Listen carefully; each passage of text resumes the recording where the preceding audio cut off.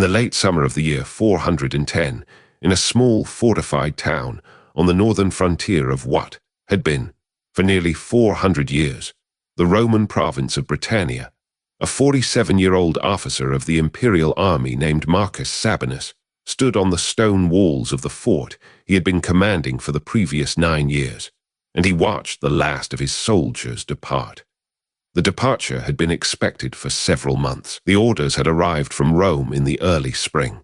The legions of Britannia, the orders had said, were to be withdrawn. The province was to be left to manage its own defense. The imperial government had concluded, in the difficult calculations of a year in which the city of Rome itself had been attacked by the Visigothic king Alaric, and was, even as the orders to Britannia were being written, being sacked by his armies, that the resources required to continue garrisoning the most distant of the western provinces could no longer be spared. The province of Britannia, the orders had explained with the kind of efficient brutality that imperial communications sometimes use, would have to defend itself. Marcus Sabinus had read the orders, when they had arrived at his fort in the early spring of that year, with a kind of measured grief that had not, in the months since, fully resolved itself. He had been born in this province. He had served in the army of this province for nearly 30 years. He had risen through the ranks of the local auxiliary units and into the legionary structure that had managed the frontier of the province for as long as the province had existed. He had, in his 9 years of command of the small fort, become a figure of significant local importance. The town that had grown up around the fort in the long centuries of the fort's operation was a town that depended for its existence on the fort's continued presence. The fort was about to cease to exist. The withdrawal, when it had been organized over the months of the early summer, had taken the form of a gradual reduction. The first units to leave had been the largest, the field cohorts that could be most efficiently reassigned to the continental campaigns where the imperial government most needed them. The smaller specialized units had followed. The auxiliary forces that had been recruited locally had been given the choice of continuing in service by accompanying the legions to the continent or of remaining in Britannia as private men. Most of them had chosen, with the practical reasoning of soldiers whose families and homes were in the province, to remain. By the late summer, only a small honor guard had remained at the fort. The honor guard had been the last to leave. They had departed that morning on the road south, toward the coast where the ships were waiting to carry them across the channel. Marcus Sabinus had not gone with them. He had, in the long months of the spring and summer, made the careful decision to remain. He had made the decision in conversation with his wife, who was a Romano-British woman from one of the established families of the town. He had made the decision after several long nights of consideration of what his presence in the continental campaigns could plausibly contribute to the defense of an empire that was, by every reasonable assessment, in the late stages of a long collapse. He had made the decision after considering, with the careful attention of a senior officer, what the consequences of his departure would be for the town that had grown up around his fort, for the auxiliary soldiers who had remained behind, for the network of small farms and trading relationships that the fort's existence had been protecting for 9 years. The decision had not been an easy one. Marcus Sabinus had been raised in the tradition of Roman military service. He had been trained to respect orders. He had been trained to consider the larger interests of the empire above the local interests of any single community. He had been trained in the deep ways that lifetime military service sometimes trains a person, to identify himself first and most fundamentally as a soldier of Rome. The orders he had received had instructed him, as the senior officer of the fort, to depart with his men. He had, after considerable consideration, declined to obey those orders. He had made the decision in private. He had not consulted with his subordinate officers. He had simply, when the day of the final departure had come, given them the orders for the march south and had remained at the fort while they had executed those orders. He had told them, when they had asked him whether he intended to follow them at a later date, that he would be following on a separate schedule. He had not, in his telling of this, been entirely truthful. He had not intended, when he had made the statement, to follow them at all. What he had intended to do instead was to remain at the fort, to continue to serve, as well as he could, in the role he had been serving in for 9 years, to manage, with the auxiliaries who had remained and the resources that had been left to him, the slow, inevitable transition of the province from a Roman military district into whatever it was about to become. He did not know, when he made this decision, what the province was about to become. The orders from Rome had not been accompanied by any plan for the future administration of Britannia. The province had simply been told to defend itself. The mechanism by which it was to do so had not been specified. The imperial government had, in effect, abandoned the province with the expectation that the local Romano-British leadership would, in some manner, organize the necessary defenses themselves. Marcus Sabinus had concluded, in the months of his consideration, that the local leadership would need help. The fort he had been commanding was the most important military installation in the northern part of the province. The local civilian authorities, when they began to attempt to organize a defense, would need someone with practical military experience to consult with. They would need someone who knew the geography of the frontier, the patterns of the threats they would face, the small accumulated wisdom of 9 years of frontier command. Marcus Sabinus had decided that he would be that person. He stood, that late summer afternoon, on the walls of the fort, and he watched the dust of his departing soldiers fade in the distance to the south. He stood for a long time. He looked, when the dust had finally settled and the road was empty, at the country around him. The small town below the fort, with its mixture of Roman and native British buildings. The fields that surrounded the town, where the harvest was being completed by the local farmers. The hills in the distance that marked the edge of the territory, beyond which the unconquered tribes of the north had always lived. He turned, finally, and descended from the walls into the empty interior of the fort. The fort, in the wake of the legion's departure, was a strange and quiet place. The barracks were empty. The training grounds had not been used in weeks. The administrative buildings, where the careful records of 9 years of frontier service had been maintained, had been mostly emptied of their archives, the records sent south with the departing legion to be filed in the central archives of the Western Army. The armory had been depleted of its weapons. The granaries had been depleted of their stores. What remained in the fort was the structure itself, the walls, the buildings, the internal layout, the visible evidence of what the fort had been. Marcus Sabinus walked through the fort that afternoon in the way that one walks through a familiar place that has been emptied of its life. He visited each of the main buildings. He found, in each one, the small remaining items that the legion had not bothered to take.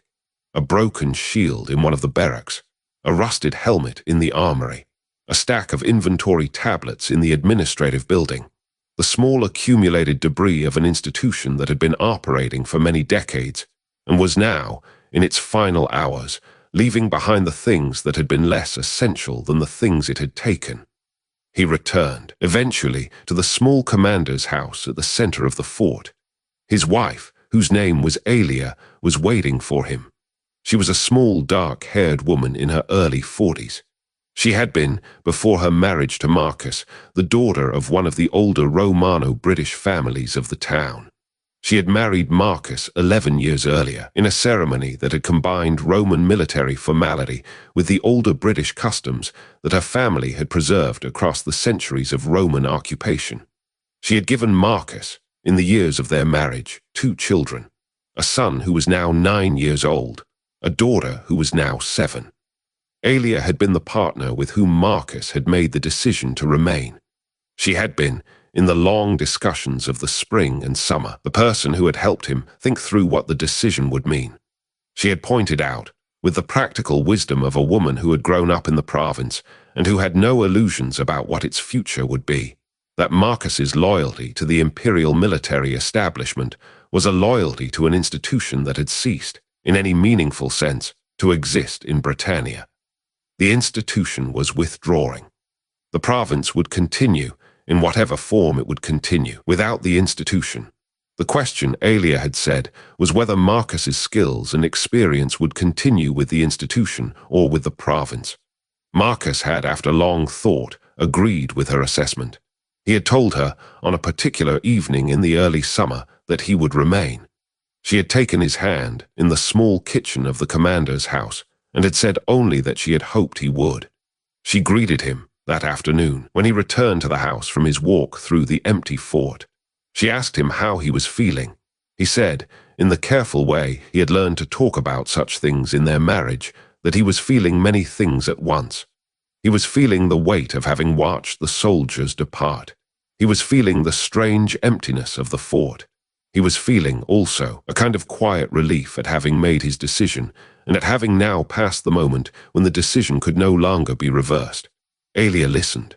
She made him a cup of the strong herbal tea that she made, in the practice of her grandmother, from a particular blend of dried plants that grew in the hills above the town.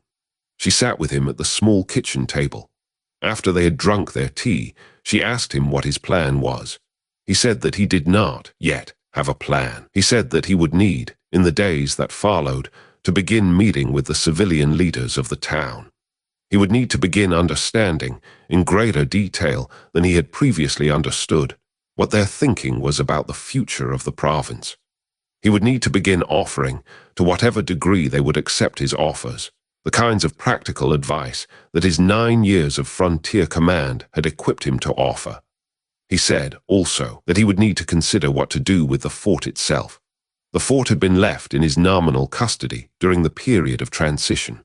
The Imperial government had not, in any of the orders he had received, specified what was to be done with the structure in the long term. The fort might be reclaimed at some future date by a returning Imperial army. It might be repurposed by the local civilian authorities as a fortification under their own command. It might, in the slow accumulating decay of unmaintained buildings, simply be allowed to collapse into the landscape of the province. Marcus said that he had not, yet, decided which of these futures he would advocate for.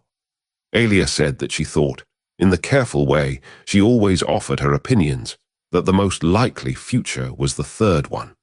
The civilian authorities of the province, she said, did not have the resources to maintain a structure of the fort's size. They might use it for some short period. But over the long years, in the absence of the kind of institutional support that the Imperial military had provided, the fort would deteriorate. The walls would crumble. The interior buildings would be quarried by local people for their stones. The structure would become, over the slow centuries that lay ahead, a ruin. Marcus listened to her assessment. He did not, in the moment, agree or disagree, said that he would think about what she had said. He went to bed that night with the strange feeling of a man who has, in a single day, watched the institution that had defined his entire adult life depart, and who has chosen to remain behind in the country that the institution has left. He did not, that night, sleep well. He woke several times. He listened, in the deep hours, to the unfamiliar silence of a fort that no longer contained any soldiers other than himself. He thought, in the way that person thinks in the deep hours of significant transitions, about the long road that had brought him to this point, and about the unknown country that lay ahead. In the morning, he began the work of the new role he had taken on. He began, that day, the work that would occupy the remainder of his life. The work of being, for a small community at the edge of an empire that had withdrawn, the last person who could speak with practical authority about what the empire had been and what it had taught its servants. In the years that followed the departure of the legion, Marcus Sabinus's life took on a shape that he had not, before the year 410, been able to imagine. He had become, in the practical terms of the small community he had decided to remain with, the last visible representative of the institution that had governed the province for nearly 4 centuries. He was not a governor. He had no formal authority. The imperial government had not appointed him to any administrative role. But he was, in the way that the people of the town and the surrounding country understood him, the man who had been left behind to carry on the work that the legion had been doing. The civilian leaders of the town, in the first months after the departure, came to him. The first to come was a man named Sinfa, who was the senior magistrate of the town's small council. Sinfa had been, before the departure, a relatively quiet figure in local politics. He had managed the town's small judicial functions. He had overseen its small public works. He had not, in any visible way, been preparing himself for the kind of role that the departure of the Legion had now thrust upon him, the role of being the senior civilian authority in a region that no longer had any military authority above him. Sinfer came to Marcus's house in the autumn of the year 410, a few weeks after the Legion had departed. He brought with him a flask of the local wine and a small loaf of bread, in the customary gesture of a man visiting another man's house with a serious matter to discuss. He sat with Marcus in the small kitchen where Marcus had sat with his wife on the day of the departure. He drank the wine. He ate the bread. He spoke, in the careful, slow way that men in difficult positions sometimes speak, about the situation the town and the surrounding country was now in. The situation, Sinfer said, was not good. The town had, in the months since the departure, been receiving reports of small incidents along the northern edge of its territory. The unconquered tribes of the north, who had been held back for nearly 4 centuries by the constant pressure of the Roman military, had begun, in the absence of that pressure, to test the boundaries. There had been raids on isolated farms. There had been thefts of cattle. There had been, in 2 reported cases, the killing of farmers who had attempted to defend their property against the raiders. The raids were not, yet, large. They were the kind of raids that small bands of opportunistic men conducted when they perceived that the established order of a territory was weakening. The raids would, Sinfer believed, become larger if no organized response was made to them. The pattern, in the long history of frontier territories, was always the same. Small raids that were not effectively answered would grow into larger raids. Larger raids would grow into organized incursions. Organized incursions would, eventually, become invasions. The town and the surrounding country, Sinfer said, did not have any organized military force capable of mounting an effective response. The auxiliaries who had remained in the province after the Legion's departure had been distributed across the territory. They had no central command.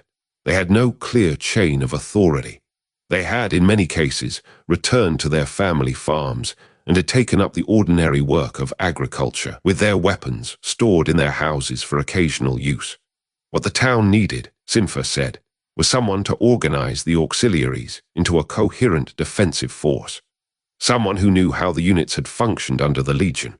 Someone who could communicate effectively with the men who had served in those units. Someone whose authority, while not formal, would be respected by men who had spent their adult lives serving in the Roman military structure. Sinfer said that he was hoping Marcus would consider taking on this role. Marcus listened to Sinfer's request with careful attention. He had, in fact, been expecting some version of this conversation since the day of the Legion's departure. He had been thinking, in the weeks of the autumn, about how he would respond when the request came. He told Sinfer that he would help. He told him, however, that there were certain things he wanted Sinfer and the town's council to understand before he agreed to any specific arrangement. He told Sinfer that he was no longer, in any formal sense, an officer of the Imperial military. The orders that had been issued to him in the spring had instructed him to depart. By remaining, he had placed himself, in technical terms, outside the structure of military authority that he had been trained in. He would not, in his work for the town, be operating as an imperial officer. He would be operating as a private man with military experience, offering his services to a civilian authority. Sinfer said that he understood this distinction. He said that the town's council understood it as well. They were not asking Marcus to operate as an imperial officer. They were asking him to operate as a private citizen, working in cooperation with their own civilian authority, in the way that the new political reality of the province now required. Marcus told Sinfer, also, that the work he could do for the town would be limited by the resources available. He could organize the existing auxiliaries. He could establish a chain of command. He could develop defensive plans. He could train the men in the techniques that had been used by the Roman military for generations. But he could not, in any meaningful sense, replace the structural advantages that the Legion had provided. The Legion had had supply chains. It had had reinforcement capabilities. It had had administrative systems that allowed it to operate across vast territories. The town would not, with whatever Marcus could organize, be able to recreate any of these things. Sinfer said that the town understood this as well. The town was not, he said, asking Marcus to recreate the legion. It was asking him to do what could be done with the resources available, in the new conditions of a province that had been left to its own devices. Marcus, after a brief further discussion of the practical arrangements, agreed to take on the role. What followed, in the years from 410 to 420, was the work of building, with limited resources and limited authority, a defensive militia that could provide some degree of protection to the town and the surrounding country. The work was difficult. The auxiliaries who had remained in the province were, in many cases, willing to participate, but were also, in many cases, distracted by the practical demands of their family farms and businesses. The training that the Legion had once provided was difficult to replicate without the institutional structures the Legion had used. Supplies that the militia required, weapons, horses, food during periods of active service, all had to be obtained through informal arrangements with the local population. The political authority that Marcus operated under was, in any single moment, only as strong as the willingness of the town's council to support what he was doing. But the work proceeded. Slowly, over the years, Marcus built a militia of perhaps 300 men who could be mobilized when raids threatened. He established a system of watchtowers along the northern edge of the territory that allowed early warning of approaching raiders. He developed defensive plans for the town itself, including the maintenance of the old fort's walls as a final fallback position in the event of a serious incursion. The militia was tested, in those years, several times. There were, in the early years of the new arrangement, 3 significant raids by groups from the north that had to be repelled. Each of the raids was, with varying degrees of difficulty, repelled. The militia took casualties in each case. The town and the surrounding country took casualties as well when raiding groups managed to penetrate the outer defenses before the militia could respond. But the territory held. The town remained intact. The pattern of slow encroachment that Sinfer had described in the autumn of 410 was, for the years of Marcus's command, prevented from becoming the larger pattern of open invasion. In the longer view of his own life, however, Marcus understood that the work he was doing was, in some fundamental sense, a holding action. The province of Britannia, in the years after the Legion's departure, was changing in ways that no defensive militia could halt or reverse. The infrastructure that the Imperial government had built and maintained for centuries, the roads, the bridges, the public buildings, the systems of trade and communication that had connected the province to the larger empire, were not being maintained at the level they had been previously maintained. There was no imperial budget for their repair. There was no imperial workforce for their construction. The local communities did what they could with the resources they had to keep the most essential elements of the infrastructure in working condition. But the long, slow decline of the larger systems was, by every visible indicator, beginning. The towns of the province, in the years that followed, began to shrink. The trade that had supported them had depended on the imperial road network and the imperial currency system. As both of these systems weakened, the trade declined. Merchants who had operated in the towns for generations began to leave. Craftsmen who had supplied the legions with specialized goods found that their customers had departed. Farmers who had supplied the towns with their grain found that the demand for the grain was reducing. The economic structures that had sustained urban life in the province were unraveling. Marcus watched, in the years of his work for the town, the early stages of this unraveling. He watched the streets of the town become quieter than they had been when he had first arrived as a young officer many years earlier. He watched the public buildings begin to show signs of deferred maintenance. He watched the small accumulating evidence that the world he had served for the entirety of his adult life was passing. He did not, in any of those years, attempt to leave. He had made his decision in the autumn of 410. He had committed himself to the community he had chosen to remain with. He continued his work. He maintained, with his wife and his two growing children, the quiet, ordinary life of a household at the edge of a long collapse. His son, who was 19 years old by the year 420, had begun to participate in the militia. The son had inherited some of his father's military aptitude. He had, by the practical training that the militia provided, become, by his late teens, a competent young officer in the irregular force that his father had built. The son did not, by the temperament he had developed, identify himself as a Roman in the way Marcus had identified himself. He identified himself, in the more straightforward way of his generation, simply as a man of the territory.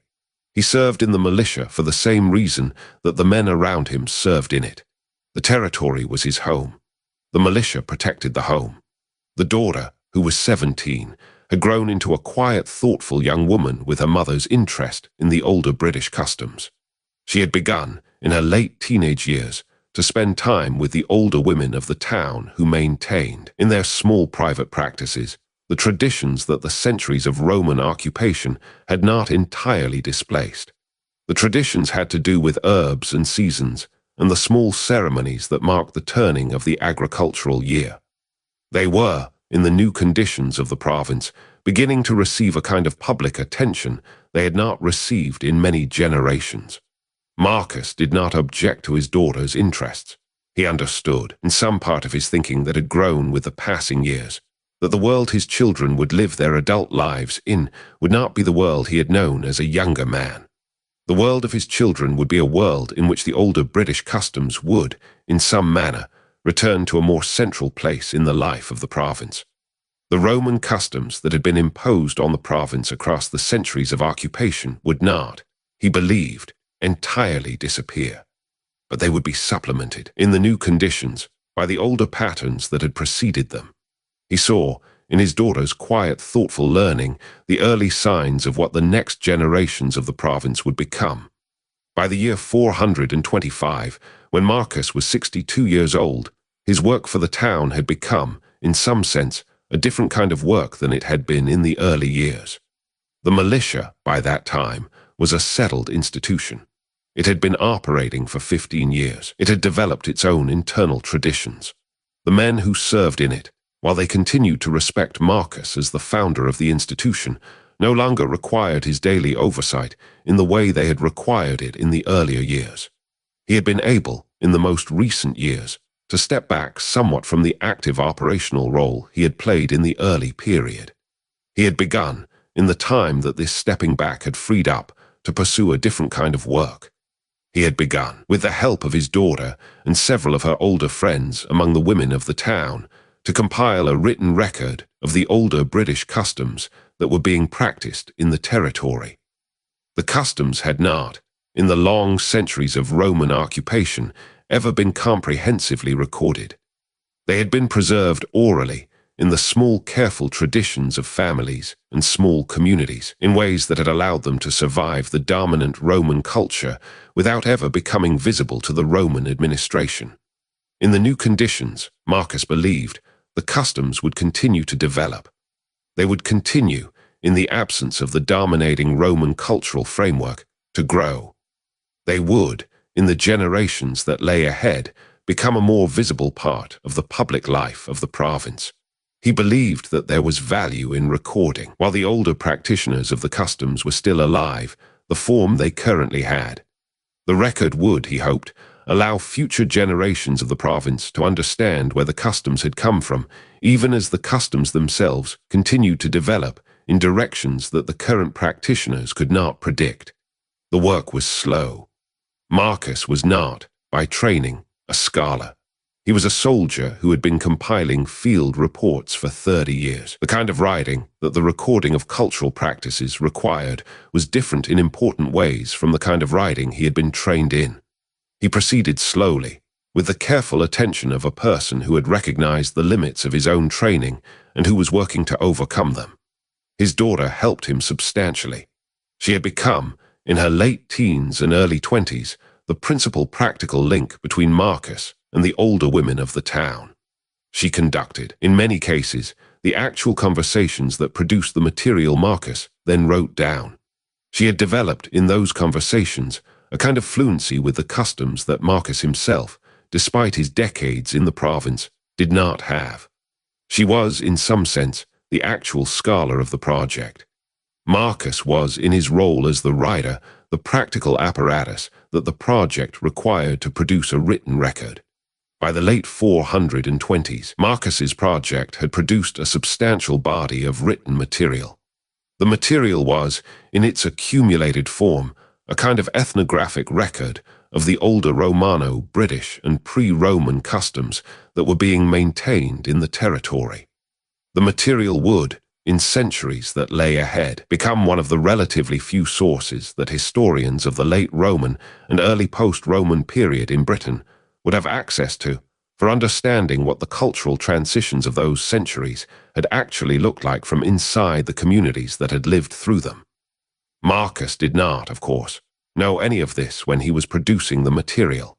He produced it because he believed it was useful work to do. The future use of it was not, in any specific sense, a thing he was attempting to plan for. The work, in this way, became the principal occupation of his later life. Marcus Sabinus continued to live in the small fortified town for the remaining years of his life.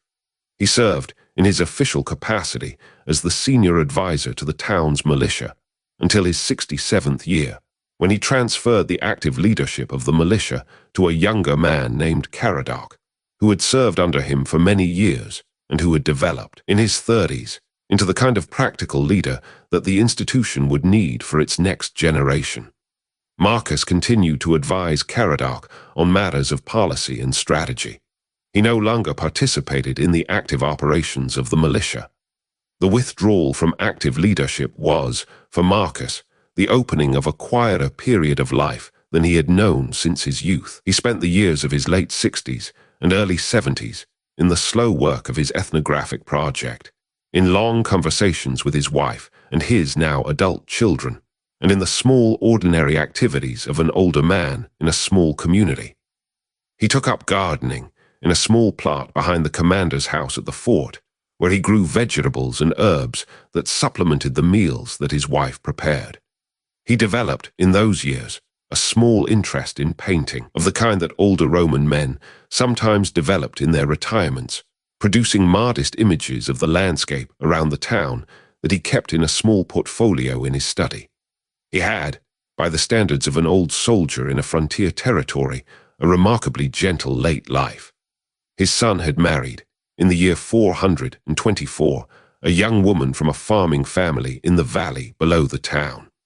The son and his wife had 3 children in the years that followed. Marcus and Aelia had become, by the late 420s, grandparents, and they had taken to the role with the quiet pleasure that good grandparents take to it. The grandchildren spent significant amounts of time at the old commander's house, where Marcus told them, with the careful judgment of a man who had lived through a major historical transition, the stories of his own younger life and the lives of the soldiers he had served with.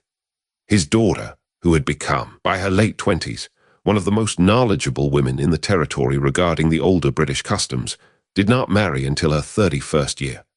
She married, when she did, a man named Owain, who was a small landholder from the western part of the territory and who had, in his own family traditions, a substantial interest in the older customs. Their marriage, which combined the traditions of both families, was conducted in a way that Marcus would not, in his younger years, have been able to imagine. There was no Roman magistrate. There was no Roman ceremony. The marriage was conducted entirely according to the older British forms, with the small accumulated customs that the older women of the territory had preserved for many generations. Marcus attended the wedding with his wife. He did not, when his daughter and her husband stood together at the center of the ceremony, feel the kind of cultural displacement that he might have felt in earlier years. He felt instead a kind of quiet gladness at seeing his daughter married in the way that suited her. The world she would live her adult life in was a world in which such marriages would become, with each passing decade, more common rather than less common. Her marriage was, in some sense, a small foretelling of the cultural pattern of the future of the province. He died in the year 443 at the age of 80. The death came, in the way that the deaths of well-lived old men sometimes come peacefully in his own bed, in the small commander's house where he had lived for 42 years. He had been, in the final months of his life, gradually slowing down. His wife and both of his children and his grandchildren had been visiting him more frequently. He had, in his last weeks, completed the final entries in his ethnographic project. He had given the manuscripts to his daughter, with instructions that she should continue the work as she saw fit, and that she should arrange, in due course, for the materials to be preserved in whatever way the new conditions of the province made possible. His funeral, in the small graveyard at the edge of the town, was attended by the entire population of the town and by significant numbers of people from the surrounding country. The men of the militia who had served under him, including many who had been with him since the early years of the institution, attended in their full ceremonial form. The civilian leaders of the town, who had been working with him for more than 30 years, gave the formal speeches. The speeches noted, with the careful judgment of men who had observed his life from inside the community he had chosen to serve, the unusual nature of his decision in the year 410. They noted that he had been, by the formal terms of his Imperial commission, a deserter. He had refused orders. He had abandoned his unit. He had committed, in the strictest reading of Roman military law, the most serious offense that a soldier could commit. They noted also that his decision had been, in its consequences, the most significant single contribution to the survival of their community in the years of the long collapse. The militia he had built had repelled the early raids that, without his intervention, would likely have destroyed the town. The institutional knowledge he had transmitted had given the territory the resources to manage the slow transition that all of the surrounding territories had had to manage. The cultural project he had undertaken in his late years had preserved in written form materials that the future generations of the territory would consider essential to their own self-understanding. He had been, the speeches concluded, in the strict sense of Roman law, a deserter. He had been, in the actual judgment of the community he had chosen to serve, the most loyal man they had ever known. The contradiction between these two assessments was, the speeches suggested, the kind of contradiction that the deep transitions of history sometimes produce. The institution Marcus had been formally bound to had ceased, in any meaningful sense, to exist. The community he had chosen to serve was the community that had inherited, in the absence of the institution, the work the institution had been doing. His loyalty had moved, in the most fundamental sense, from the institution to the community. The movement had been, in its formal terms, a betrayal of his original oath. The movement had been, in its actual effect, the most genuine fulfillment of the spirit of that oath that the new conditions of the province had made available to him. Marcus Sabinus was buried, that day, in the graveyard at the edge of the town. His grave was marked. In the careful way, the town marked the graves of its honored dead, with a stone that bore his name and the dates of his birth and his death, and the simple inscription that identified him only as a man who had remained. His wife continued to live in the commander's house for several more years. She died in the year 447 at the age of 79, of natural causes. She was buried beside her husband. His son continued to serve in the militia until his own old age. He died in the year 472 at the age of 71. He was buried beside his parents. His daughter continued to develop the ethnographic work her father had begun. She continued to record, with the help of younger women whom she trained over the decades, the older customs of the territory. The body of recorded material grew significantly under her direction. By her own death, in the year 491, at the age of 84, the manuscripts she had produced filled several wooden chests that were maintained, by careful arrangement with the town's council, in the small library that had been established in one of the buildings of the old fort. The manuscripts survived, against considerable odds, the centuries that followed. The territory itself underwent, in those centuries, the transformations that all of the territories of the former Roman province underwent. The Saxons came, the Vikings came, the Normans came, kingdoms rose and fell. The town that Marcus Sabinus had served gradually changed its name, several times across the centuries, as different cultural and political layers were applied to it. The fort itself, exactly as Alia had predicted in the autumn of 410, gradually deteriorated into a ruin. Its stones were quarried by local builders for many generations. Its walls collapsed. Its interior buildings disappeared into the earth. The library that had once contained the manuscripts of Marcus Sabinus and his daughter survived only because, in the early 7th century, one of the early Christian missionaries who had come to the region had identified the manuscripts as historically valuable and had arranged for them to be transferred to the new monastery that had been established in the town. The monastery, in the centuries that followed, copied the manuscripts and distributed copies to other monasteries in the region. By the time the original monastery itself was destroyed by Viking raids in the 9th century, copies of the manuscripts existed in at least 7 separate libraries. The manuscripts were eventually consolidated in the high medieval period into a single comprehensive collection that was held at a major monastery in the south of England. The collection was studied, occasionally, by medieval scholars who took an interest in the older history of the island. It was preserved through the dissolution of the monasteries in the 16th century by a private scholar who had been a friend of the monastery's last abbot and who had purchased the collection at the monastery's final auction. It passed, in the 17th century, into the library of one of the early English antiquarians who was beginning, at that point, to develop systematic methods for studying the medieval and ancient past of the island. It was in this antiquarian's library, in the late 17th century, that the manuscripts of Marcus Sabinus first received the kind of scholarly attention that would, in the centuries that followed, make them the basis of substantial academic work. The manuscripts have been, since the 18th century, the subject of regular scholarly study. They are considered, by historians of late Roman and early post-Roman Britain, to be one of the most valuable single sources for understanding the cultural transitions of the period. They have been published, in various editions, in the languages of modern scholarship.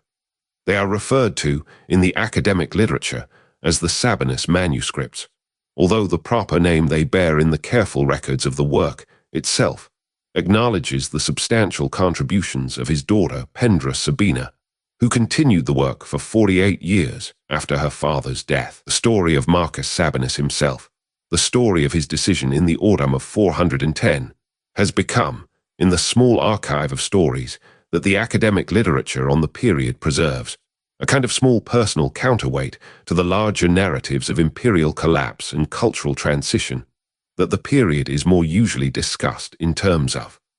The larger narratives describe armies, rulers, the slow movements of populations, the rise and fall of institutions. The story of Marcus Sabinus describes a single man making a single decision in a particular small community at a particular moment in the larger transition. The decision was, in its actual significance, larger than its outward modesty suggested. The decision exemplified, in concrete form, the choice that thousands of men in similar positions across the Western Empire had to make in the years of the long collapse, the choice between continuing to serve the abstract institution that had defined their adult lives and transferring their service to the local communities that the institution had been protecting. The men who chose, like Marcus, to remain with their communities were among the principal forces that allowed the surviving structures of post-Roman life to develop into the new cultural patterns that would, in the centuries that followed, become the medieval European world. The men who made the opposite choice, who departed with the legions to continue their service to the dwindling imperial establishment on the continent, contributed to the small final flickerings of the original empire. They served, in their own way, with honor. They were not, in any moral sense, wrong to make the choices they made. But the men who remained in the small communities of the abandoned western provinces were the men whose choices created the foundation of the world that came after. Marcus Sabinus was one of those men. He was not unique in his decision. Thousands of men made similar decisions in the years of the long collapse. He is, however, distinctive in the particular details of his story. The fact that the manuscripts he produced in his later years survived. The fact that his daughter continued his work. The fact that the records of the small community he served preserved enough material about his life that the modern reconstruction of his story is possible at all. His grave, in the long centuries that have passed since his death, has not been preserved. The graveyard at the edge of the town that buried him was destroyed several times in the various invasions and reorganizations of the territory. The location of his grave is not known with any precision. The stone that marked it has been gone for many centuries, but the manuscripts that bear his name and the name of his daughter continue to be studied. The story of his decision continues to be told in the slow, careful way that stories from the deep past are told in the academic literature of his period. The community he served, while it no longer exists in any continuous form with the community that he served, has its descendants in some small accumulated way in the continuing population of the territory where the town once stood. The empire that he had been formerly bound to and that he had chosen in the autumn of 410 to leave has long since become only a historical reference. The cultural patterns that emerged from the transition he chose to participate in, however, continue to shape, in their slow, accumulated way, the world that has descended from them. This is, perhaps, the lesson of Marcus Sabinus that has remained most usable in the long centuries since his life. The institutions we are formally bound to are not always the institutions whose work most needs to continue. The communities we serve, when the institutions that have organized our service withdraw, are sometimes the entities whose continued existence depends most directly on whether we choose to remain. The choice between the formal bond and the actual community is, in the deep transitions of history, a choice that ordinary people sometimes have to make.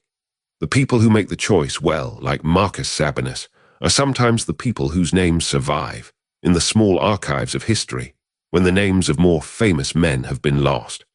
In the country that Marcus Sabinus once defended, in the small territory that has now had many names across the centuries, the slow work of ordinary lives continues. People are born, people grow up, people do their work, people raise their children, people die. The institutions that govern their lives have changed many times in the centuries since the Legion departed. The communities that organize their daily existence have changed as well many times. The cultural patterns that shape their thinking have shifted in slow, large movements across many generations. But the basic work of the small communities, the work of providing for the daily needs of human beings in particular places, has continued through all of those changes. The work has continued because, in each generation, there have been people who have made the decisions that were necessary for the work to continue. People who have, in their own circumstances, made versions of the decision that Marcus Sabinus made in the autumn of 410. The decision to remain, the decision to serve the actual community rather than the abstract institution, the decision to do what the work required, with whatever resources were available, in whatever conditions the historical moment had produced. The world that exists in our own time exists in part because of those decisions made by people whose names we do not, in most cases, even know. Marcus Sabinus was one of the people whose name we do know. There were, in the long centuries of similar transitions, many thousands of others whose names we do not know. The work they did, together, in the small communities that needed them, has been the actual substance of the long human history that the larger narratives of empires and rulers and great events have always been built on top of. The legions departed. The communities remained. The work continued. May the people who choose, in their own circumstances, to do the work that Marcus Sabinus chose to do, continue to find, in their own communities, the support and the recognition that the people of his small territory found a way to give him. May the institutions that withdraw, when they withdraw, leave behind the kinds of people who can carry on the work without them. May the slow, continuous human business of communities serving their members, in the absence of the larger structures that have sometimes supported that service, continue in the centuries that lie ahead, as it has continued in the centuries that have passed.